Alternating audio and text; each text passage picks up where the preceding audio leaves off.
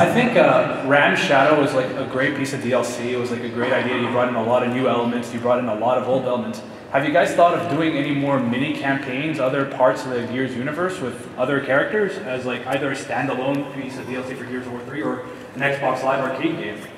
Yeah, I mean, we always talk about different offshoots of what different characters could do. I mean, hopefully we'll get to explore some of that in the future. In regards to DLC, I'm personally a big believer of your DLC should be unique and risky and crazy. Otherwise, it feels like it's stuff that's left on the cutting room floor. Because if you ever put it in a DVD, yeah, exactly. If you ever put it in a DVD or Blu-ray and you see the deleted scenes, you're like, oh, I know why they deleted that, because it adds absolutely nothing to the story. And so I learned that lesson from looking at Borderlands, what they did with like Zombie Island and Mad Moxie and all that. And you know, you look at GTA and Gay Tony and all that. And, like that's the area to play around and to go crazy. And I'm hoping any future DLC from the shop in the future will be unique. That's the most I can say. Yeah, no, thanks for the props, appreciate it. By the way, are you guys doing any autographs after the panel? I don't know, my PR handlers will tell us, but we'll try. I think they'll probably push us out of here, but we will absolutely try. Only body parts. And we're doing a cosplay. Nice. Yeah, with a tattooing pen. And then we're doing a cosplay meetup at 5 for those of you who are cool enough to wear Gears outfits, or even just t-shirts. Do you want to find out the location of the cosplay meetup? I'm sure someone will tell me really fast. Triforce booth. Triforce booth. Awesome. All right, thanks. Thanks. Yeah, next up. One of my favorite old school games was Castle of the Winds. So I was wondering if you'd ever, well, somebody's heard of it. It's old. It's one of the old shareware titles. And I was wondering if you'd ever consider revisiting some of like the really old things and maybe doing a reimagining modern version of... I have never in my entire career been asked that about Castle of the Winds. Yeah, that's badass. Literally, I see it on our wall of history and I'm like, here's some games we made, I guess. And I'm a fan of the old games, what can I say? That was the guy, Rick Sada, I think, made that. And that's, as much as that's near and dear to us, I think that one might be a bit obscure. But we've certainly looked at old games to bring them back. I mean, we did a little something with Jazz a while ago, and there was a neat proposal for a little while about bringing Jill back, which would be kind of fun in 3D, or really ridiculously over the top, one or the other, I'm not sure. So certainly we think about it. Castle's not been on the list, I'll go ahead and tell you that now, but doesn't mean we won't consider it. Well, hey, appreciate it. Love your games. Thanks a lot. Thanks, appreciate it. And the puppy's great, by the way. How you doing? Good, how you doing? Very good. How's your zombie plan? Awesome. Good. I have a question about the location of Epic Games. I'm sorry? I have a question about the location of Epic Games. Why was Cary, North Carolina chosen? That's where the dart landed. I thought it was a jar. You want me to tell? Yeah, Steve. Oh, sure. Well, Epic was originally a fully distributed company, like 7 or 8 dudes, every one of them in a different city all over the world, and working on Unreal. The GT Interactive guys were saying, you're never going to ship this game unless you all get in one room. So they did. They picked the worst room ever. It was in London, Ontario. Yeah, they lift off. Really? Yeah. Really? Well, you're not going to like the rest of the story then. Because they're like, Jolt Cola good, ramen noodles good, everybody be in one room, okay, Canada, no. And so look for a place with lots of good schools. It was really cold. Hey, to be fair, they could have picked Vancouver or Toronto, no offense, but Waterloo, not exactly the most exciting place. So it was kind of a choose what's a nice place where the housing's cheap, there's a good airport for doing business from, and one of our guys went to NC State, and I'm super glad they did, because I'm North Carolina born and bred, and I was awfully happy to, that's where they ended up. Yeah, when I moved there in '98, it really blew. And over the last 5 to 10 years, it's gotten really great. It's like a mini Austin. And you guys have that hipster problem too, because we still have that hipster problem. We can't get out. Yeah, we need to get them out of there. So. Yeah, but it's awesome and we're hiring. Okay, yeah, thanks for the question. Thank you very much. Yep. Hi, huge fan of everything you guys do. I was just wondering, if you look at the progression of all of media, basically, from music to videos, it kind of goes cartridge, disc, direct download, then streaming. And video games have hit the point where they're at direct download. Do you believe the next step for them is going to be streaming, like a Netflix version? And are you guys looking forward to working with DirectX 11? I guess I'll handle the first part, you can handle the X11 one. So I am a big fan of digital download. I want all my stuff piped to my house day one. The only thing I go to the store for is food and clothing. I get my toilet paper delivered to my home. And I I think we're all headed that I have to bring it once a week, and he puts a little nutmeg on it. It's nice. So from that end, I don't like physical media anymore personally. As much as I wax nostalgic about the smell of the Zelda instruction booklet, I would rather have everything piped into my house, from movies to games and everything. I think there's a market for both download to your whatever media as well as streaming. But if I want like a super high quality, kind of like super high resolution experience, I'm going to want it on my actual device downloaded. So I think there's one for both. Do you think if like say whatever they call it, the 720 or the PS4, do you think later down the road there'll be like a Netflix style thing for like all Xbox 360 games you can just stream directly? Well, I mean, that's what Gaikai and those guys I think are trying to work towards, right? we can't speculate about next generation consoles, I'm afraid. But Gaikai and OnLive are certainly excited about doing that sort of thing, and we're already using DirectX 11. Samaritan was DX 11, and it's pretty awesome. I mean, the things we can do with that hardware are kick ass. Thanks, dude. Nice costume, by the way. Yeah, that's cool. It's not very gearsy, but it's cool. How's it going? So as a bigger or epic studio, do you guys feel like maybe there's more pressure to try and balance what your players want along with just the game that you guys want to make? Like, do you find that maybe there's more tension there as a bigger studio with more eyes on you than if you were a smaller operation? I mean, more eyes on us are always a good thing, right? And from our end, as far as the warm fuzzies, Mike and I sometimes sit in a room and we're like, how can we get some of the love that like a Blizzard or a Valve gets? And coming out at dinner tonight, I was going to tell him, I was like, going into this room and just seeing the love here, I think we're doing a good job of getting towards that, which really means a lot to us.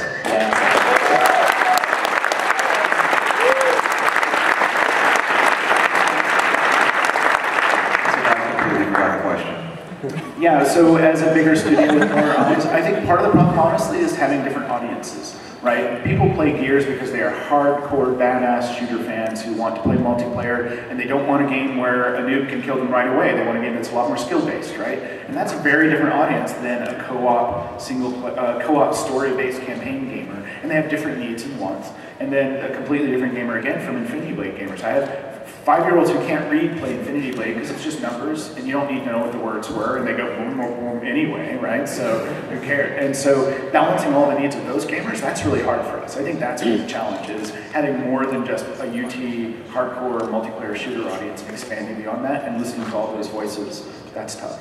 Thank you. Yeah, thank you. Hi. I have a two-part question. What was your motivation behind putting in female cogs into Gears of War 3? And do you think you're going to add more like women playable characters in your other franchises like Fortnite?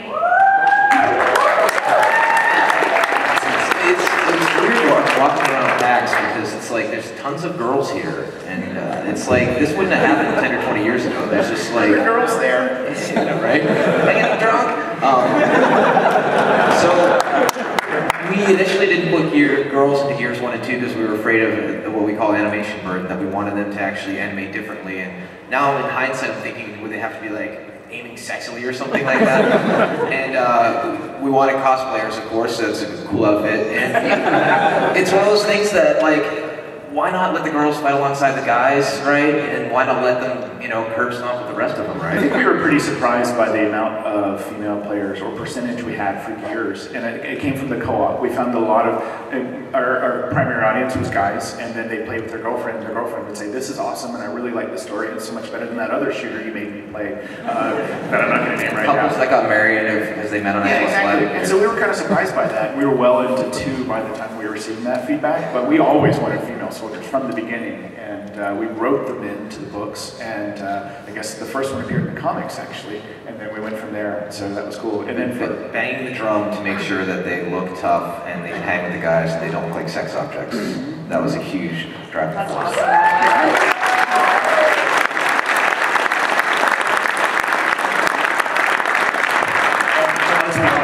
Bernie, while not a sex object, is pretty hot. So, and then in Fortnite, Smurf and Luke. Yes, absolutely. Yes, female characters, absolutely. No doubt. I like to go for what we refer to as weed and hot. Like, what would Joss do? Thanks very much. Hey, how's it going? Okay. So this is it's gonna be kind of a weird question to pose. I watched your talk at GDC last year, and I think you mentioned at one point about like iPads, and you were like making some mention of some guys playing this game on his couch, and you were like, oh, hack that door with like the iPads. But recently, you guys have put out Infinity Blade, which is, I guess in my opinion, kind of crossed that threshold from like the gimmicky touchscreen, like, oh, swipe this, swipe that, whatever. You're actually like, it feels cool. I like it a lot. So my question is, what do you believe in more? Like, do you believe that games like Infinity Blade are going to go and like take off and become this like sweet new gaming, whatever, or do you think it's going to be more like your idea where it's like, oh, you know, hack that door, hack that door? I'm hoping for a combination of it all, right? I mean, Infinity Blade, it does very well for us, and you know, we have Dungeons coming out, and that whole connected element, I think a lot of the industry is really starting to move towards. I think they just announced the Ghost Recon Network, which is going to have some of that from Future Soldier, which looks really cool, and I think everybody's scrambling to try and figure out how to do it. I think the problem right now is there's just a lot of different devices out there between Droid and iOS and everything, and it's just a matter of bandwidth and programming bandwidth. Yeah, I think Mass Effect did it really well with a fun, active shooter on the pad. I mean, it's not perfect, but it's a great step in the right direction. And then also the data pad stuff, which is more of the companion app, which I think a companion app is useful. I wish it were a little less buggy, but whatever. I'm still pounding it all day long, trying to get my percentages up. I did that too. I was like, and then they released the, you got to the advanced one and you got like way more readiness. And I was like, why didn't I have this way before? It's so good. I just need so much readiness. I don't know what I need exactly. for. It's just readiness. Not that far in the game. Like, oh, 1%. By God, So, thanks a lot, man. Thank you very much. Nice shirt. I like that. It's really good. My man is too. I mean, they're both awesome. Hey, a bit of an odd question too. You mentioned that character development time, has increased over the years.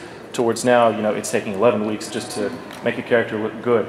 Do you guys ever worry about hitting that uncanny valley, leveraging new technology to have basically avatar level realism, and that might alienate the players a bit? The uncanny valley is a really fun thing we could talk about for hours. It's one of those things I think the decision is to stylize. Jim Cameron, using however God knows how much money, he knew that he would have to make blue cat people in order to make Avatar work, because nobody here that I know of has ever seen a blue cat person. So he didn't try and render real human beings, because every time they do, there's always something a little bit off, because our brains are just wired to know what that is. And I think we're going to continue to stylize our characters in the near future, even as graphics become near photorealistic. Great, thanks. Yeah, thanks. Glad you dressed up. Oh, I'm representing the state of New Jersey. All right.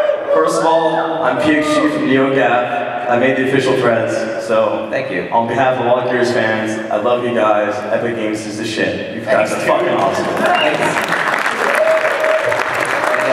you for jumping in on a lot of threads and coming to our defense. Oh yeah, definitely. I mean, I'm not a corporate shill, but people give you so much shit on GAF, and I gotta defend a good developer. You guys know what you're doing.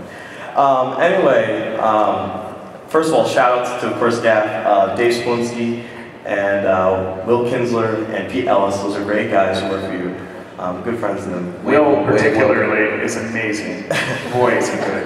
And anyway, my question is, not question, but comment and question. I notice a lot of times, Cliff, you comment on the future of shooters are going to be kind of RPG, hybrid kind of games. Like you see like Mass Effect and Borderlands and Fallout. And I know you guys are under NDA, can't really answer much, but are we going to see more Samaritan? Is it just like a tech demo, or is it going to be kind of like this film noir, like Blade Runner RPG kind of game? Because I don't know. What? You mean Deus Ex? Like Deus Ex, but like, I don't know, no offense, not as like kind of watered down and shitty as the most recent one. Sorry.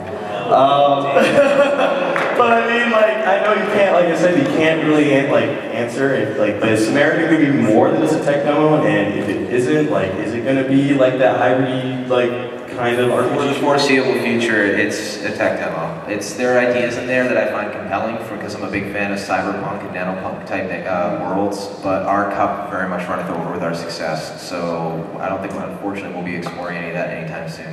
Yeah, there's no one's working on Samaritan. No one has been since we did that demo at GDC last year. Yeah. Also, I know you guys are busy, but later I gotta get a picture of you guys. I'm trying to meet you for sure. You can come on right now. You guys are great. You guys are wonderful. All right. Yeah. Thanks, man. That was a lot of love. I appreciate that. I thought NeoGAF hated me. All right. Hey, and they're giving us the signal here in the back, so I think we have time for 2 fairly quick questions. And poor Matt. I know. Sorry, Matt. My question is, who the hell owns Zone 66, 7th Legion, Tyrian, all those games you published under the Epic Mega Games brand? And is there any chance of bringing them back as an XBLA game? First, Castle of the Winds, then Zone 66. What's next? Ken's Labyrinth? Wow. I think it's different for every game. Back in the day, we were sort of a shareware publisher. We were helping some of those guys get out to the world, and so some of those I think are independently owned by developers, and some of them we own. Right now, we're not even making an Unreal game, so I'll admit we're not thinking like, how do we go back to Ken's Labyrinth and get that recreated? Because like, I mean, if we were going to use one of our IPs, it'd probably be Unreal or Bulletstorm or something like that, right? So right now we're not, but it's really cool to hear that you guys are interested in those old IPs, and I'm sure it'll affect the way we think about it in the future. So thanks, dude. Thank you. All right, this better be good, honey. I mean, if you get it asked really fast, we'll let Portal Dude go. I hate to ask this question now. I just wanted to know if you guys were ever going to release Gears on the PlayStation at all. No. Because don't get me wrong, I have an Xbox, I went through 2 red rings, I stuck with it, just to play Gears 3 actually. I got a new Xbox just for Gears 3. Wow, that's awesome. Yeah. I would have sent you one. Huh? I would have sent you one if you'd asked. She sent me the Gears one, oh my god. Should I troll this one? But I have so many friends that only have PlayStation. Tell you and I what. wanted them to come with me to this panel, and they were like, well, I didn't play it because they didn't release it on PlayStation. It won't happen until the DualShock doesn't suck. Oh.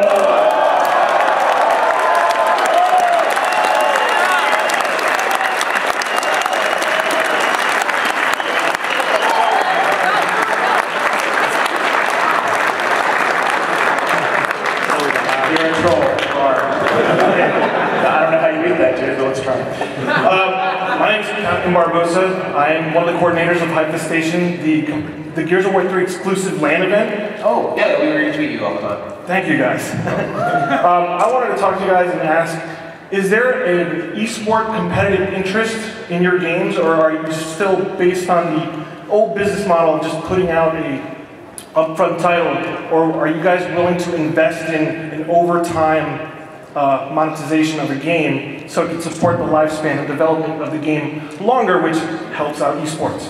Yeah, I mean, the whole monetization thing I'm just going to put over here for a minute. I mean, we've been nonstop talks with Sundance at MLG. He's a great guy, and that just reminded me I need to reping Quinn and see what's up. They're awesome guys. Yeah, they're great, and I'm a big fan of it. I mean, if you forget about the fact that it's awesome. The fact that if you want your game to be played for months, if not years after it comes out, it's a great way to have, aspirational gamers who are making money doing it. So I'm a fan, and I want to keep kicking and screaming to make sure we do as much of it as possible. Yeah, I mean, I think it's easy to say that Gears 3 is the game that's had the most dedicated people constantly maintaining the multiplayer community. We learned some good lessons from other guys who do it very well, Bungie, COD, others who just make a great game and then keep it updated, and so we put full-time staff on it, as opposed to, while you're in the middle of pre-pro on Gears 3, Cliff, can you worry about Gears 2 multiplayer? We didn't do it that way, and we have dedicated guys and that really care about competitive sport and are having a blast with it. So we'll keep doing it, and we'll keep doing better. So thanks for the support. Hey, everybody, we had an amazing time. Thanks, Martin.